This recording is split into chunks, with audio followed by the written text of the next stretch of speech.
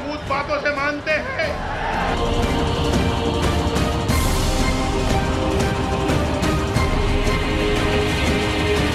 जब सुनामी मार जाएगी इस्लामाबाद में, तो इन्हें पता चलेगा कि सुनामी का मतलब क्या है। अस्सलाम वालेकुम नाजरीन, आप देख रहे हैं पाकिस्तान आज रात और मैं हूं शहजाद इकबाल। नाज़रीन, जिस दिन से सुप्रीम कोर्ट ने वज़ीर आज़म यूसुफ रज़ा गिलानी के खिलाफ कन्विक्शन का फैसला दिया है, उस दिन से ही हम देख रहे हैं कि दोनों जो अपोजिशन पार्टीज़ हैं, असेंबली में पाकिस्तान मुस्लिम लीग नून और असेंबली से बाहर पाकिस्तान तहरीक इंसाफ जो है, वो सुप्रीम कोर्ट के हक में भी नारे लगा रहे हैं और इसके अलावा गिलानी साहब के खिलाफ भी बात कर रहे हैं कि उनको अब इस्तीफ़ा दे देना चाहिए। इनफैक्ट कन्विक्शन के बाद नून लीग का तो ये कहना है कि वो वज़ीर आज़म है ही नहीं। लेकिन ऐसा लगता है कि इससे कोई फ़र्क नहीं पड़ा, ना तो वज़ीर आज़म की ज़ात पर, ना पाकिस्तान पीपल्स पार्टी की हुकूमत पर, क्योंकि कल वज़ीर आज़म साहब प्राइम मिनिस्टर की हैसियत से दौरा करेंगे। 5 रोज़ा दौरा है उनका बरतानिया का, जिसमें वो बिजनेस ट्रेड के हवाले से भी बात करेंगे। वहाँ जाकर जो है वो हाउस ऑफ कॉमन्स में जो पार्लियामेंटेरियंस हैं उनसे भी मुलाकात करेंगे। तो किसी किस्म का फ़र्क नहीं पड़ा, वज़ीर आज़म ही है, अपने आप को समझते भी हैं। यहाँ पर पाकिस्तान में हम देखेंगे कि उनके जाने के बाद भी रैलियाँ उनके खिलाफ निकलती रहेंगी। कल भी हमने देखा पाकिस्तान तहरीक इंसाफ की रैली थी इस्लामाबाद में, जो यकजहती का इजहार दिखाना चाह रहे थे सुप्रीम कोर्ट के साथ। गुजरांवाला में कल नून लीग की रैली और इससे एक दिन पहले टेक्सला में उन्होंने जो है एहतजाज किया और रैली निकाली हुकूमत के खिलाफ। तो क्या इन रैलियों से, इन जलसों से वज़ीर आज़म तब्दील हो जाएंगे, हुकूमत गिर जाएगी? इस पर भी हम बात करेंगे और आज लियारी के हवाले से भी हम बात करने जा रहे हैं इस प्रोग्राम में। As soon as Nabeel Gabol साहब हमें ज्वाइन करेंगे कराची स्टूडियोज़ में। इस वक्त इस्लामाबाद में हमारे साथ मौजूद हैं तारिक फजल चौधरी साहब, पाकिस्तान मुस्लिम लीग नून के MNA। बहुत बहुत शुक्रिया प्रोग्राम में तशरीफ़ लाने के लिए। और इनामुल्लाह नियाज़ी साहब पाकिस्तान तहरीक इंसाफ से ताल्लुक़ रखते हैं, आपका भी बहुत बहुत शुक्रिया। नियाज़ी साहब, कल आपका भी जो है रैली थी आपकी इस्लामाबाद में, तकरीरें भी आप लोग करते आए हैं, नून लीग के खिलाफ भी, पाकिस्तान पीपल्स पार्टी के खिलाफ भी, और ख़ासतौर पे इस कन्विक्शन के बाद वज़ीर आज़म के खिलाफ। लेकिन कोई फ़र्क नहीं पड़ रहा है इससे। आपके ख्याल में इन जलसों से, इन रैलियों से कोई तब्दीली आप हासिल कर सकेंगे? देखें, जहाँ तक बात है जलसों और रैलियों का, मेरा ख्याल है कि इसकी इम्पोर्टेंस अपनी जगह पे है। लेकिन एक बात को आपको भूलना नहीं चाहिए कि मौजूदा हुकूमत इस वक्त तसादुम चाहती है और तसादुम को उन्होंने हर टेक्निक यूज़ की है। और मैं समझता हूँ कि जो ज़बान उन्होंने सुप्रीम कोर्ट के बारे में इस्तेमाल की है, आज तक कभी किसी भी सियासी हलके में या जनरल किसी पाकिस्तान में किसी ने आज तक ये ज़बान नहीं इस्तेमाल की होगी। मकसद क्या है? मकसद ये था कि इनकी जो 4 साल की कारकर्दगी है, पिछले 4 साल की, इस 4 साल की कारकर्दगी में जो कुछ हुकूमत के हिस्से में आया सिवाय स्कैंडल्स के और कुछ नहीं था। और स्कैंडल्स भी इतने डीठ तरीके से इन्होंने डीठों की तरह लिए हैं, और स्कैंडल, और जिस तरीके से इन्होंने उनको सामना किया, और बिल्कुल इनको कोई फ़र्क आज तक नहीं पड़ा उन स्कैंडल से भी। इससे भी इनको फ़र्क पड़ने वाली बात ऐसे नहीं है। लेकिन जिस रास्ते पे ये हुकूमत जा रही है, ये शहीद होने की कोशिश कर रही है कि हमें शहीद कर दिया जाए। लेकिन मैं समझता हूँ ये शहादत नहीं होगी, ये सुसाइडल अटैम्प्ट होगी इनकी, और सुसाइडल अटैम्प्ट में कुछ भी नहीं बचता। फ़र्क जो है सिर्फ हम ये नहीं कह सकते कि वज़ीर आज़म या हुकूमत पर नहीं पड़ रहा, ऐसा लगता है अवाम में भी कोई तब्दीली खास नहीं आ रही। आज 2 बाई इलेक्शंस हुए डेरा गाजी खान की सीट पर, एक जो है काफ लीग और पीपल्स पार्टी ने जीता, मुश्तरका वो लड़ रहे थे, काफ लीग का कैंडिडेट वहाँ से जीता। एक सीट जो है वो नून लीग ने जीती है, जिनको आप स्टेटस को की पार्टीज कहते हैं। बाई इलेक्शंस में तो अभी भी कौन है मुकाबले, और कौन है? ये दो यही पार्टी है ना। मुकाबला आप लोग करते नहीं, आप लोग पीछे हट जाते हैं। इसलिए कि हम तो इस असेंबली के साथ हमारा कंसर्न नहीं है।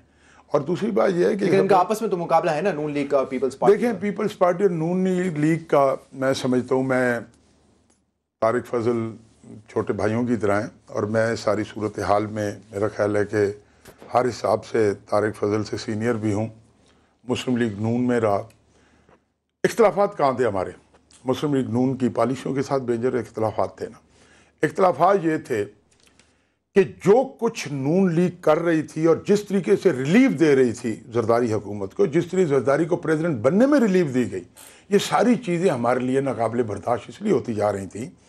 जो नज़रियाती वर्कर थे, या जिन लोगों ने कुर्बानियाँ दी थी, या जिन्होंने दास्तान लिखी थी कुर्बानियों की, लाइक जावेद हाशमी साहब बैठे हुए हैं, इस सारी सूरत हाल में मैं समझता हूँ कि जहाँ पर अगर पीपल्स पार्टी आज इसने खौफनाक मराहल का शिकार है, तो उसमें नून लीग का बराबर का हिस्सा इसलिए मौजूद है कि नून लीग ने पीपल्स पार्टी की हुकूमत को दुआम बख्शने के लिए कई मौक़ों पे उनको रिलीफ दिया, जहाँ पे फंस सकते थे, जहाँ पे उनके खिलाफ एजिटेशन हो सकती थी।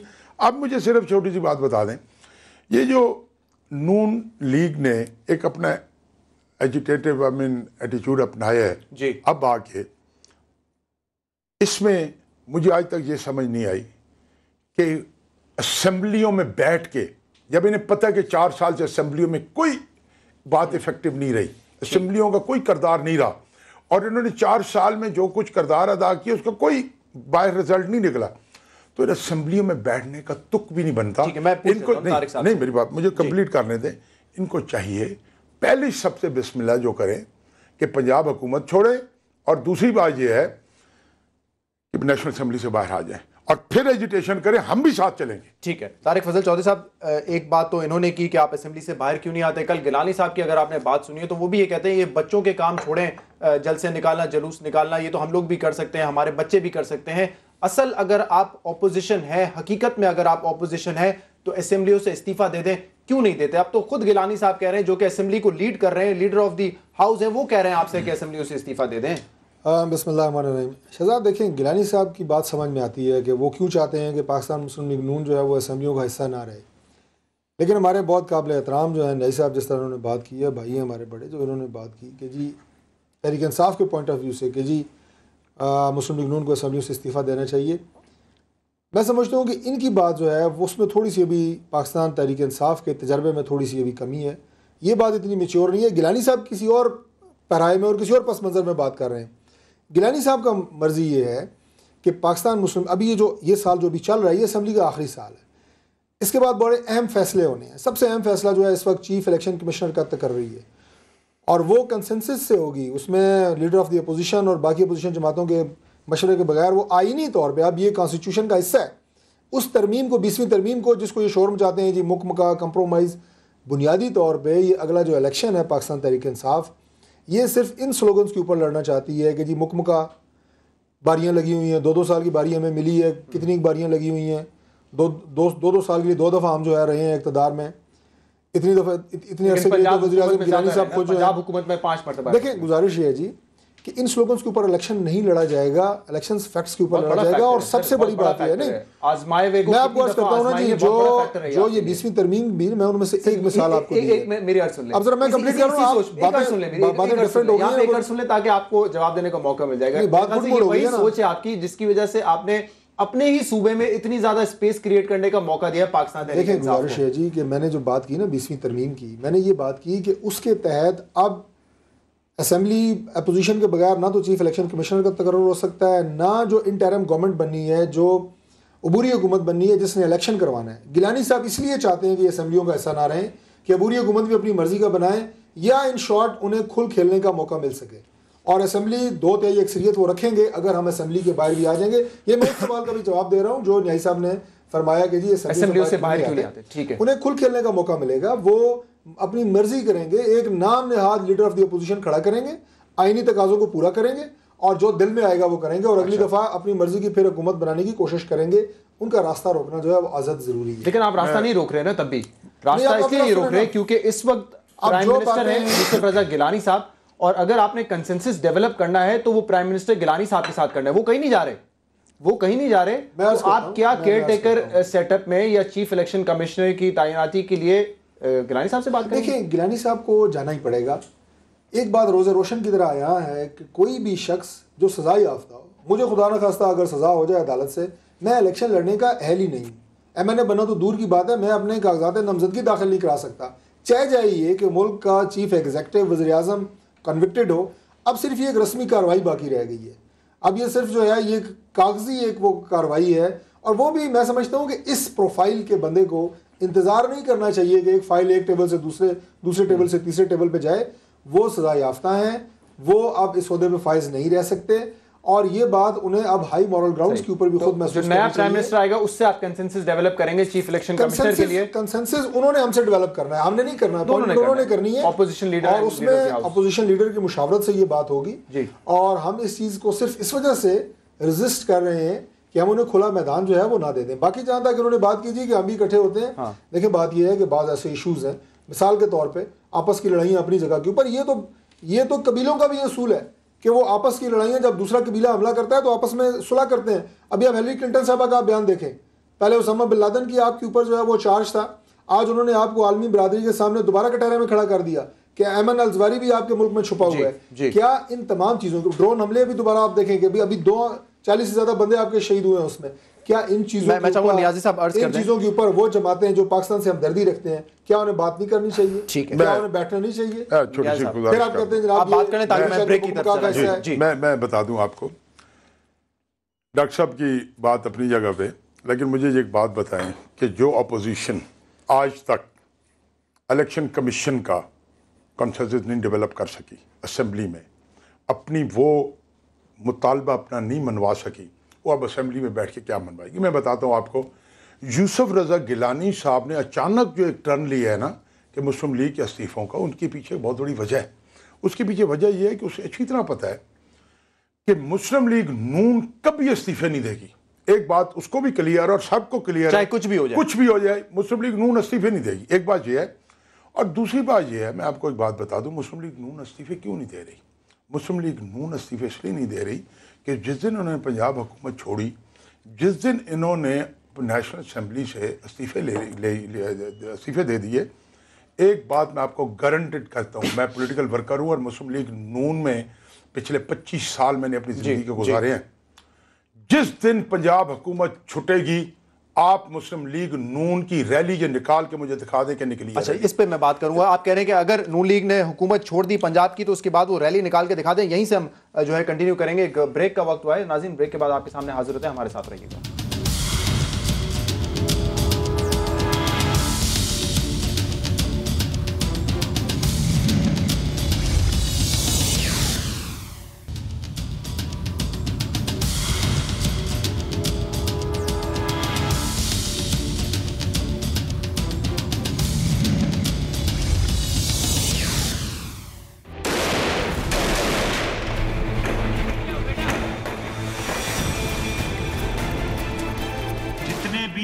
वो लोग जो सरेंडर करना चाहते हैं, they have 48 hours to 72 hours.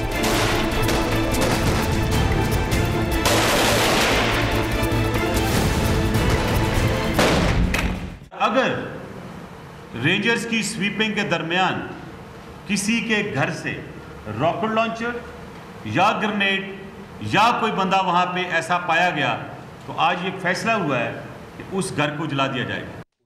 Welcome back to Pakistan आज रात। कुछ गुफ्तगू आपने रहमान मलिक साहब की सुनी, कुछ मैं बता देता हूँ। ये ऑपरेशन बड़ी ही अजीब और गरीब तरीके से हैंडल किया गया है। इसमें जानी नुकसान भी हुआ है, आम आदमी का बहुत नुकसान हुआ है, प्रॉपर्टी का नुकसान हुआ है।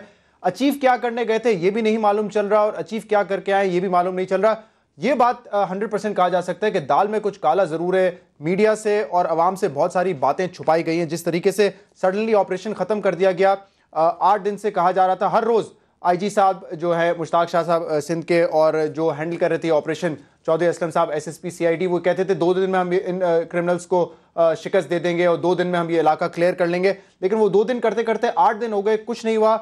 फिर कायम अली शाह साहब ने भी कहा, रिवॉर्ड भी लगा दिया इनके सर पर, क्रिमिनल्स के सर पर, और कहा रेंजर्स को तैनात किया जाएगा।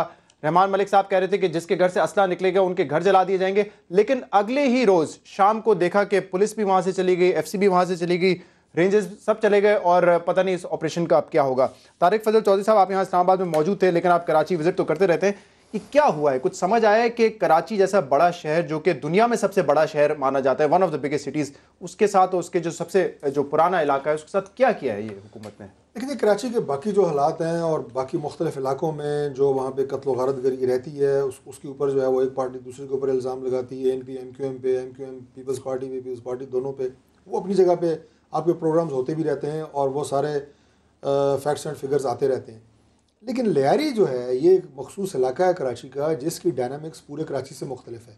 पूरे कराची की डायनामिक्स पाकिस्तान के बाकी तमाम शहरों से मुख्तलिफ है, लियारी से बिल्कुल अलग है। मैंने इसकी बात इसलिए की कि लियारी में जो जिनको आज ये कह रहे हैं कि जनाब ये गैंग है, ये जराइम पेशा लोग हैं, पहले इनके सरबराह रहमान डकैत थे, अब ज़ुज़ैर बलोच आ गए हैं जो उनके सरदार अपने आप को प्रोक्लेम कर रहे हैं।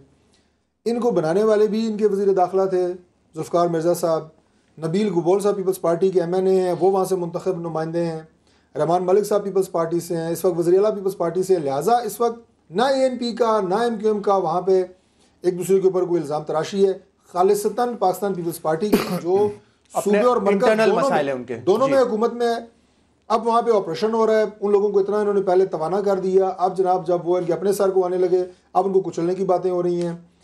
यानी 8 दिन के अंदर उन्होंने कोई 35-36 लोग वहाँ पे बेगुनाह लोग मैं समझता हूँ, क्योंकि अभी तक तो उन्होंने कोई क्लेम नहीं किया कि हमने किसी ऐसे कोई आपकी पार्टी ने जितनी अपनी होमवर्क किया है या जो सिंध की क़यादत ने आपको इन्फॉर्मेशन दी है, ये जो लोगों के सर पर रिवॉर्ड है, क्या ये वाकई क्रिमिनल एलिमेंट है या बेकसूर है? देखिए जी, तमाम की तमाम मालूमात जो लियारी से इस वक्त मिल रही हैं हमें, वो हुकूमत से मिल रही हैं, इनके नुमाइंदों से मिल रही हैं, इनके स्पोक्समैन से मिल रही हैं, वो सारी की सारी मुतजाद बयानात हैं। देखिए, लेकिन ये हमारा फर्ज बनता है ना कि अगर हुकूमत किसी पर इल्ज़ाम लगाए, किसी पर रिवॉर्ड लगाए और उनको क्रिमिनल डिक्लेयर कर दे, तो हम सबका फर्ज है कि हम उनको क्रिमिनल तस्लीम करें ना। ये ऐसा ही होना चाहिए, क्योंकि अगर हुकूमत की रेट को हम समझते हैं, बिल्कुल ठीक बात है। बहुत अली शाह साहब वहाँ चले जाते हैं मुलाकात करने के लिए, उज़ैर बलोच साहब से अपनी पार्टी में आने की उनको जो है वो इन्विटेशन देते हैं। तो अगर एक डिक्लेयर्ड क्रिमिनल है, उसको आप कहेंगे कि आप हमारी पार्टी में शामिल हो जाए? शहजाद साहब, मुझे अब ये क्या करना चाह रहे हैं आप? मैंने टीवी के ऊपर मुख्तलिफ चैनल्स पे वो क्लिपिंग देखी है, आपने भी देखी होगी, कराची में खुद आपका ताल्लुक गालबन कराची से ही है, जिसमें जुल्फ़िकार मिर्ज़ा साहब ये कह रहे हैं, बीइंग सूबाई वज़ीर दाखिला, कि ये हमारे बच्चे हैं, ये हमारी पार्टी के लोग हैं। हाँ, मैंने इनको हज़ारों के हिसाब से लाइसेंस दिए हैं, इनको असला मैंने दिया है। बिल्कुल है। अब मुझे ये बताएं कि एक शख्स को आप खुद लाइसेंस और असला दे के चले गए ना, अब स्टेट उनको दहशतगर्द डिक्लेयर कर रहा है। क्या हमारा ये हक नहीं है कि हम उनसे पूछें? अच्छा, मैं चाहूंगा नबील गबोल साहब से भी हम बात करें। थे हुकूमत के, आज आप जराइम पेशा कैसे हो गए? ठीक है, नबील गबोल साहब हमारे साथ टेलीफोन लाइन पर मौजूद हैं, MNA पाकिस्तान पीपल्स पार्टी और इसी इलाके से इलेक्ट हुए हैं, लियारी से। नबील गबोल साहब, पहले तो मुझे समझाएं इस ऑपरेशन में हुआ क्या है? इतना एक्सट्रीम ऑपरेशन, कहा जा रहा था कि 2 दिन में हम जीत जाएंगे और क्रिमिनल एलिमेंट को शिकस्त दे देंगे। सडनली ऑपरेशन खत्म हो गया, कहा गया टारगेटेड एक्शन होगा 48 घंटे में, वो भी हमें नजर नहीं आ रहा। ये हो क्या रहा है? बड़ी कंफ्यूजन है लियारी के हवाले से। एक्चुअली ये ऑपरेशन था ही नहीं, ये टारगेटेड ऑपरेशन था। लेकिन जैसे कि आप लोगों को पता था कि SHO जो है फवाद खान को जो है मारा गया, शहीद किया गया APC के अंदर, और फिर उसके बाद ये हुआ कि वहाँ पर जो मकसद क्रिमिनल्स थे और पुलिस के दरमियान शदीद लड़ाई शुरू हो गई, जिसके वजह से इलाके के जो लोग थे, इलाके के जो वकील थे, वो बहुत ज़्यादा अताब में आ गए थे, क्योंकि 8 दिन से बिजली बंद, पानी बंद, और इसमें बेगुनाह लोगों को भी गोलियां लगी हैं। तो इसलिए मैंने आज यही दरख्वास्त की अपनी गवर्नमेंट से कि एक जुडिशल कमीशन बना दी जाए और वो तहकीकात करे कि ये जो बेगुनाह लोग मारे गए हैं, ये किसकी गोलियों से मारे गए हैं, और अगर जो कोई भी इन्वॉल्व है और उनके खिलाफ सख्त कार्रवाई होनी चाहिए, क्योंकि आवाम को फिसना नहीं चाहिए। और अगर ये ऑपरेशन था तो इसको टारगेटेड रखते, जहां पर अगर कोई इतला थे कि यहाँ पर क्रिमिनल्स मौजूद है, वहां तक रखते और बेगुनाह लोग जो है वो सफर नहीं करते। लेकिन हमने देखा कि 8 दिन में काफी पूरा एरिया, 2 यूनियन काउंसिल जो है वो मुतासर हुए, वहाँ के लोग मुतासर हुए हैं। नबील गबोल साहब, ये बताएं कि आपका एक बयान में पढ़ रहा था, आपने ये भी कहा है कि पाकिस्तान पीपल्स पार्टी के खिलाफ ये एक साजिश हो रही है, कॉन्स्पिरेसी है लियारी में जो ऑपरेशन हो रहा है। तो ये कैसे मुमकिन है? रहमान मलिक साहब खुद हैंडल कर रहे हैं, कायम अली शाह साहब ये ऑपरेशन को सिंध के लेवल पर देख रहे हैं, प्रेसिडेंट साहब ने ग्रैंड ऑपरेशन का कह दिया था। तो ये तमाम लोग जो आपकी पार्टी को लीड कर रहे हैं सूबाई या फिर वफाकी लेवल पर, वो खुद ही अपनी पार्टी के अगेंस्ट कॉन्स्पिरेसी कर रहे हैं। बात समझ नहीं आई मुझे।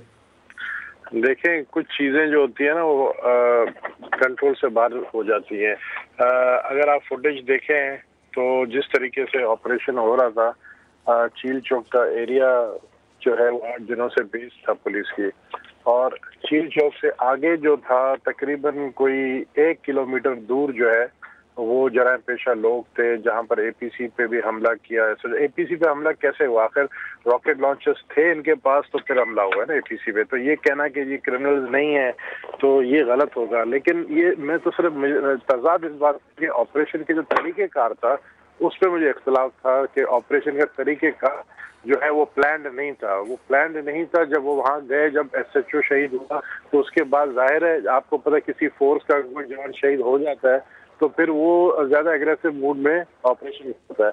तो मैं समझता हूँ कि अभी ये नहीं है कि ऑपरेशन रुक गया है, अब ये कि टारगेटेड होगा। जहाँ जहाँ पे इतलात होंगे कि यहाँ पर क्रिमिनल्स मौजूद हैं, वहाँ पर टारगेटेड ऑपरेशन होगा। और अगर कोई ये कहता है कि जी हम पे इसलिए ऑपरेशन किया जा रहा है क्योंकि हम सियासत पीपल्स पार्टी छोड़कर किसी और पार्टी में जाना चाहते हैं, तो मैंने तो उनको एडवाइस किया अगर आप लोगों को सियासत करने का शौक है तो आप लोग सरेंडर करें।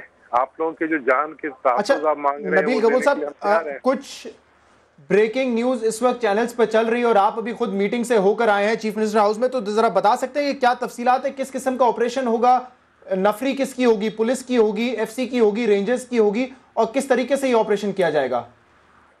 देखिए, चीफ मिनिस्टर साहब तो कह रहे हैं कि रेंजर्स के जरिए ही ऑपरेशन होगा, क्योंकि खुद इनका ही अपना डिमांड था कि रेंजर्स के जरिए ऑपरेशन होना चाहिए, और रेंजर्स अगर आगे आती है तो हम सरेंडर करने के लिए तैयार हैं। तो इसलिए अगर ये सरेंडर करने के लिए तैयार हैं तो फिर रेंजर्स को हमने आगे किया हुआ है, और रेंजर्स जो है वो अगर ये डायलॉग करना चाहते हैं सरेंडर होने के लिए तो ये डायलॉग कर सकते हैं। हम खुद नहीं चाहते हैं कि, हम चाहते हैं कि ये जितने भी जराइम पेशा लोग हैं खुद सरेंडर करें, ताकि जो अवाम है, जो लोग मुतासर हैं, ये ऑपरेशन के जरिए अगर कोई ऑपरेशन होता है तो पब्लिक मुतासर होती है, तो हम उसको रोकने के लिए मैंने बार बार इनसे अपील किया कि ये सरेंडर करें। अच्छा, मैं एक अहम सवाल आपसे ये भी करना चाह रहा हूं। देखें, एक तो आप ये कहते हैं कि क्रिमिनल्स के खिलाफ ये ऑपरेशन हो रहा है, कुछ खबरें ऐसी भी आई हैं कि पिछले साल 112 मिलियन, ये अखबारी खबर है जिसका मैं हवाला आपको दे रहा हूं, 112 मिलियन का बजट था लियारी का, इस साल 2.5 अरब रुपए का बजट है लियारी में, और ये सब मसला जो है उस लिए पैदा हुआ है, हर किसी को अपना हिस्सा चाहिए। क्या ये दुरुस्त बात है? देखिए, मैं सिर्फ ये कहूंगा कि ये सिर्फ इल्जामात की बुनियाद पर है कि जी बात यह है कि ठेके जो होते हैं, आप पहली दफा ऐसा हुआ है कि हमने खुद बैठकर डीसी को कहा कि जो ठेके हैं इनको जो है मेरिट बुनियाद पर टेंडर हो और जो लोएस्ट है उसको देना चाहिए। तो ये आप डीसी से पूछ सकते हैं कि ये ठेके मेरिट की बुनियाद पर दिए गए, लेकिन हाँ, डिमांड इन लोगों ने की थी कि इसमें हमें शेयर मिलना चाहिए। ये इन्होंने जरूर कहा था कि ये 18 करोड़ के ठेके, 18 इसमें से हमें जो है इसका शेयर मिलना चाहिए, जिसपे डीसी नहीं माने और उन्होंने टेंडर किया इसका। बहुत बहुत शुक्रिया नबील कपूर साहब हमसे बात करने के लिए। हम चाह रहे थे कि आपसे तफसीलन बात करें, लेकिन हाउस मीटिंग में बिजी थे। जी, मैं आपसे क्लोजिंग रिमार्क चाहूंगा। नियाजी साहब, आपसे भी मौक़िफ़ लेना चाहूंगा, लियारी ऑपरेशन के हवाले से क्या हुआ है, कुछ समझ आया आपको? देखें, मैं आपको बताऊं, एक बात तो बड़ी क्लियर है कि कराची 2 पोर्शन में बटा हुआ है, और बल्कि 3 पोर्शन में, ANP, MQM, पीपल्स पार्टी, और ये बहुत पुरानी रसाकशी स्टार्ट है। लियारी को ओन करते हैं पीपल्स पार्टी वाले, और बाकी कई सेक्टर्स हैं जिनको MQM करती है। अब इन सेक्टर्स में लियारी बिल्कुल आउट ऑफ कंट्रोल है, बिकॉज उनको कोई मैनेज करने वाला नहीं है। MQM के जो सेक्टर है उसको बड़ा डिसिप्लिन और बड़े अच्छे तरीके से उन्होंने अरेंज करके रखा हुआ है। खुदा न खास्ता जिस दिन वो बम फटाना, आप देखेंगे कि पाकिस्तान का क्या हशर होता है। लियारी क्या हुआ है, ये पीपल्स पार्टी की एक पिकनिक मनाई गई है, शोबदाबाजी की गई सियासी। ये बंदे 36 मरवा के, पुलिस वाले मरवा के, ये ऑपरेशन विड्रॉ करना और अब बातें करना कि हम 48 घंटे भी गुजर गए। अब बात हो रही है जुडिशल इंक्वायरी की, वो भी दुनिया देख लेगी, जुडिशल इंक्वायरी एक और टोपी ड्रामा होगा। अब इस सारी सिचुएशन में नबील गपोल हमारे भाई हैं, बहुत अच्छा इंसान है नबील गौरव बजाते खुद। नबील गपोल साहब को जुल्फकार मिर्जा साहब ने फारिग कर दिया था लियारी से, सारा चार्ज जुल्फकार मिर्जा ने खुद ले लिया था। और ये जो गैंग वार है जी, ये बाकायदा तौर पे पीपल्स पार्टी की सरपरस्ती में उनकी अमन कमेटी, आई डिसोन कर रहे हैं, अमन कमेटी हम नहीं जानते, अच्छा, लेकिन अमन कमेटी इनफैक्ट चाहता हूं पीपल्स पार्टी की तंजीम है। मिर्जा साहब खुद कह चुके हैं। नियाज़ी साहब, अनफॉर्चुनेटली मेरे पास वक्त खत्म हो गया, मुझे यहीं पे प्रोग्राम को कंक्लूड करना पड़ेगा। आपका बहुत बहुत शुक्रिया। तारिक फजल चौधरी साहब, आपका भी बहुत बहुत शुक्रिया। और फेसबुक पर और ईमेल के जरिए आप हमें भेज सकते हैं फीडबैक आज के प्रोग्राम पर। पाकिस्तान आज रात की टीम आपसे मुलाकात करेगी कल इसी वक्त। इजाज़त दीजिए और आप देखते रहिए CNBC पाकिस्तान।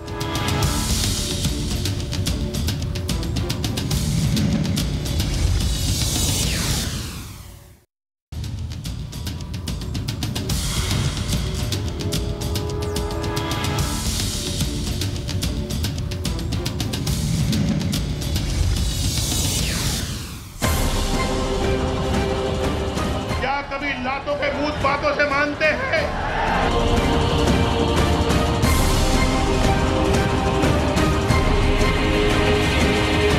जब सुनामी मार जाएगी इस्लामाबाद में, तुम्हें पता चलेगा कि सुनामी का मतलब क्या है। वेलकम बैक टू पाकिस्तान आज रात। इनामुल्लाह नियाजी साहब और तारिक फजल चौधरी साहब हमारे साथ प्रोग्राम में मौजूद है। ब्रेक में जाने से पहले तारिक फजल चौधरी साहब का कहना था, ये पाकिस्तान तहरीक इंसाफ की मैच्योरिटी अगर वो समझते हैं कि असेंबलियों से बाहर आ जाना चाहिए नून लीग के लिए, क्योंकि अगर ऐसा किया नून लीग ने तो मैदान खुला हो जाएगा पाकिस्तान पीपल्स पार्टी के लिए। जबकि नियाजी साहब ब्रेक में जाने से पहले कह रहे थे कि अगर हुकूमत से इस्तीफा देते हैं, पंजाब हुकूमत से, तो एक रैली भी नहीं कर सकेंगे। इससे क्या मतलब है आपका? मैं सिचुएशन बताता हूँ। बात यह करने वाली कि देखें, मेरी लाइफ देख लें मुस्लिम लीग नून के साथ जावेद हाशमी साहब की देख लें, जब इतने डाई हार्ड वर्कर जब आपको छोड़ना शुरू कर देना तो कोई there something big wrong in it. एक बात तो है। अच्छा, जहाँ तक बात है कि डॉक्टर तारिक चौधरी साहब जिस तरह फरमा रहे हैं कि जी पीटीआई की इमेच्योरिटी है कि वो ये डिमांड कर रहे हैं, कल यही कहा है ना आपने कि इमेच्योरिटी है। देखिए मुझे एक बात बताएं, जहाँ तक बात है असेंबली के बाहर की जो ताकत है ना, जब पूरी अपोजिशन साथ देने के लिए तैयार है नून का, और नून के साथ मिल के हमने ऐलान किया ना कि अगर नून असेंबलियों से बाहर आ जाए, पंजाब हुकूमत छोड़ दो, हम साथ मिलने के लिए तैयार हैं।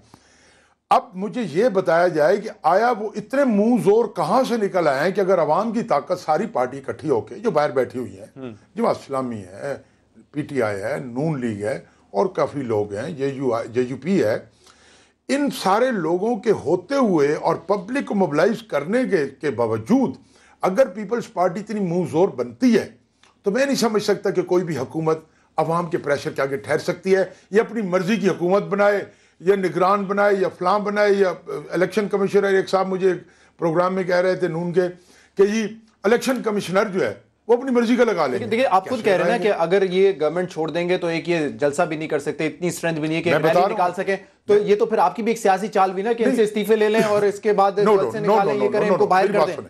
ये फिर नून लीग अकेली नहीं होगी, फिर एक जॉइंट अपोजिशन बन के बाहर निकलेगी, फिर इसमें ये नून लीग अकेले का काम नहीं होगा। बहुत सारे लोगों का ख्याल है अगर आपने उस वक्त भी इनसे हाथ मिलाए तो आपके लिए तो सियासी मौत है वो। नो, सिर्फ एक हद तक, इस हुकूमत को रिमूव करने तक।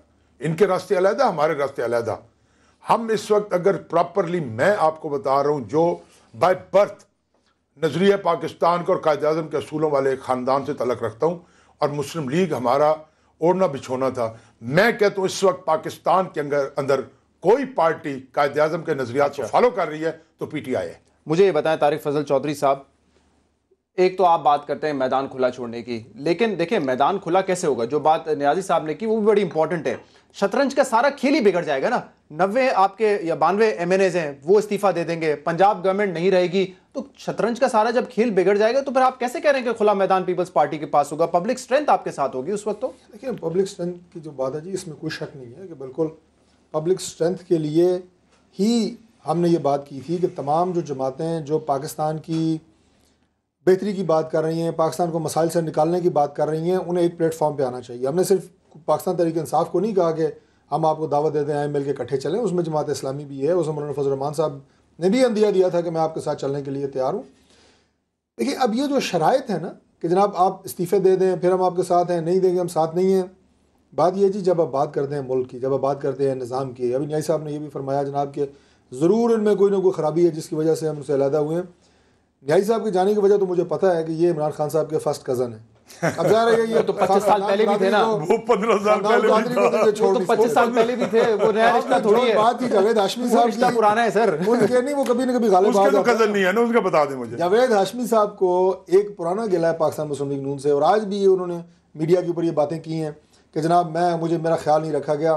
खुद MNA, उनकी बेटी MNA, उनका जो दामाद है वो पंजाब के नायब सदर हमारी सूबाई तंजीम के, ये न्याई साहब ये तो बिल्कुल सही बात है। देखें सीनियर नायब सदर जो बंदा मियां नवाज शरीफ से 15 साल पहले पॉलिटिक्स में है, ठीक है, लेकिन मियां नवाज शरीफ से सियासत सीखने जाते थे, और न्याई साहब खुदा के लिए मैं आपको बता रहा हूँ 4 सीटें से उनको टिकट दिया हुआ है पार्टी का लड़ने के लिए, अपनी सीट हारी उन्होंने जहाँ से भाई उनका ये तो फैक्ट बता रहे हैं ना जावेद हाशमी साहब के बारे में, इससे तो आप इख्तिलाफ नहीं कर सकते ना कि उनकी बेटी भी MNA किसी की कर सकते हैं। ये के बाद में कह देना जनाब कि मुझे पार्टी ने पीछे रखा हुआ, ये रखा हुआ, दुख पता किस बात पे हो रहा है। उसके बावजूद मैं ये कहूँगा जी, अगर जाती इख्तलाफात अपनी जगह पे, जो शख्स अपने आप को नजरियात का चैंपियन कहता हो, जमहूरियत का चैंपियन कहता हो, वो इन चीज़ों में नहीं आता कि मैं जनाब मुझे ये ओहदा नहीं मिला, मुझे फलां ओहदा नहीं मिला, मुझे पिछली सीट मिली, अगली सीट मिली। नजरियात की गेम नहीं थी, ज़ातियात की गेम थी, जिसकी वजह से हाशमी साहब ने भी छोड़ा। इन्हें कोई और मकनातीस उन्होंने खींचा न्याई साहब को, वरना इनके हमसे नजरियाती इख्तलाफ कोई नहीं है, लेकिन ये सिर्फ चूँकि ज़ाहिर है इनकी आपस में एक वो कबीलों का जो है ना वो तजाद पड़ रहा था। तजाद कोई नहीं पड़ रहा था, मेरा सक्का चाचा का बेटा है, मेरे घर का मेरा खून है। 15 साल पहले भी था, अब आया 15 साल पहले आपके साथ जनरल पाशा नहीं था ना, आप जनरल पाशा क्या जाएं जाके चौधरी निसार के घर में देखिए अमेरिकी एम्बेसडर अभी भी बैठा होगा। क्या बात कर रहे हैं?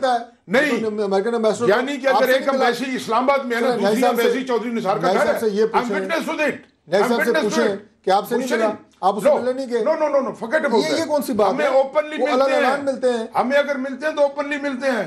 चौधरी निसार साहब के घर में तो मीटिंग्स होती हैं और खुफिया होती हैं। देखिए अभी एक बड़ा स्टैंड लिया ना नून लीग ने, मंटर साहब ने कॉल किया और कहा कि हल्का हाथ रखें आप गवर्नमेंट पे, तो इन्होंने मना कर दिया कि हमारे इंटरनल मामलात में ना दखल अंदाजी। क्या झूठ है ये? देखिए बात बड़ी सीरियस है। अगर पाकिस्तान की बात करते हैं, अगर मुल्क की बात करते हैं, मसाइल को हल करने की बात करते हैं, मेरी बात तो फिर मेरा ये ख्याल है मैं अगर खोलूंगा ना तो बहुत कुछ आगे चला जाएगा। सर यही वक्त है, यही वक्त है आवाम को सच से आगाह करें ना आवाम को कि क्या खोलने की बात है। बात ये है, जहां तक इन्होंने जावेद हाशमी साहब की बात की, मैं विटनेस हूं जितना ह्यूमिलेट जावेद हाशमी साहब को किया गया। और क्या वजह, टिकट दे गए, क्या वजह थी? उनकी बेटी को मैंने बना के। मुझे बात करने देना फिर। अच्छा पर्सनालिटी से मैं बताता हूँ, हटकर बात करें ना। Just a personality clash. It was just I mean जिस दिन मियां साहब ने एयरपोर्ट से उतरे थे और जुलूस आया था ना, और जो जावेद हाशमी साहब को पॉपुलैरिटी पब्लिक ने दी थी ना, मैंने उस दिन लोगों को कह दिया था, मैंने कहा खुदकुशी है इसकी। अच्छा जब आप चल ठीक है आगे बढ़ते हैं ना, एक पर्सनालिटी पे मैं बात नहीं करना चाह रहा।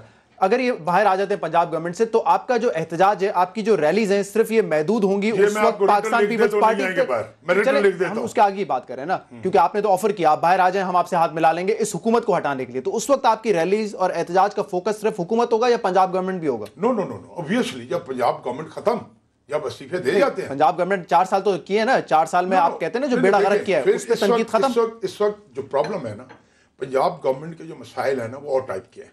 पंजाब गवर्नमेंट के मसाइल लॉ एंड ऑर्डर सिचुएशन है। पंजाब गवर्नमेंट के मसाइल लोगों को फैसिलिटाइज किया नहीं किया, लोगों को फैसिलिटीज पहुंची नहीं पहुंची, that is a separate issue. जो इस वक्त मसला पेश आ रहा है ना, इस वक्त पूरी सुप्रीम कोर्ट को पीपल्स पार्टी ह्यूमिलेट करना चाहती है, पीपल्स पार्टी उसको टारगेट करके मारना चाहती है। और ये चीज़ पाकिस्तान के लिए किसी सूरत में इसलिए बेहतर नहीं है, after a very long time पहली दफ़ा पाकिस्तान को कोई बेहतर अदलिया मिली है, जिस अदलिया पे लोगों को थोड़ा सा इत्तेमाद आया है। उस इत्तेमाद को ये इसलिए कत्ल करना चाहते हैं कि ये चाहते हैं कि हम अदलिया के हाथों शहीद हों और उसके बाद हम फिर अपने दोबारा एक पब्लिक में जाएं और अब नया सिस्टम लेके बाहर हैं। लेकिन मैं आपको बता रहा हूँ, हर पाकिस्तानी के साथ फ़र्ज बनता है अदलिया के साथ खड़े होने का, और पीपल्स पार्टी की इस जारहाना पॉलिसी को जो तसादुम की तरफ जा रही है, इसको काउंटर करने के लिए हर पाकिस्तानी का फर्ज बनता है। ठीक है, तो इलेक्शन तक तारिक फजल चौधरी साहब आप इसी तरह जलसे जुलूस करते रहेंगे वजीर आजम के खिलाफ, पीपल्स पार्टी के खिलाफ, हुकूमत में बैठ आप उठाने के लिए तैयार नहीं है, ये मामला इसी तरह चलता रहेगा, कोई फर्क नहीं पड़ने वाला है? नताइज मैंने आपको बता दिया, कल वजीर आजम साहब जा रहे हैं।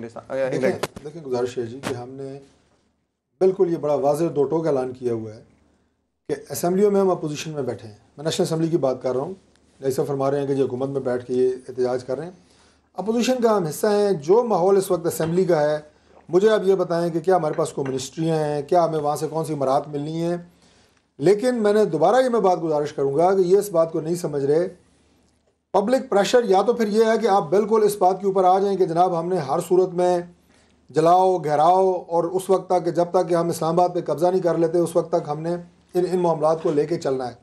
अभी जो एहतजाज जारी है पाकिस्तान मुस्लिम लीग नून का, वो वज़ीर आज़म साहब के इस्तीफ़े से लेके और उसके साथ साथ हुकूमत की जितनी भी गलत पॉलिसी हैं उनकी बरमला हमने निशानदेही की है। जो असेंबली के अंदर एहतजाज हुआ है, क्या आप समझते हैं हमें वहाँ से कोई जरदारी साहब अपना गिलानी साहब से कोई फ़ायदा होने वाला है या हमें कोई फ़ायदा देंगे?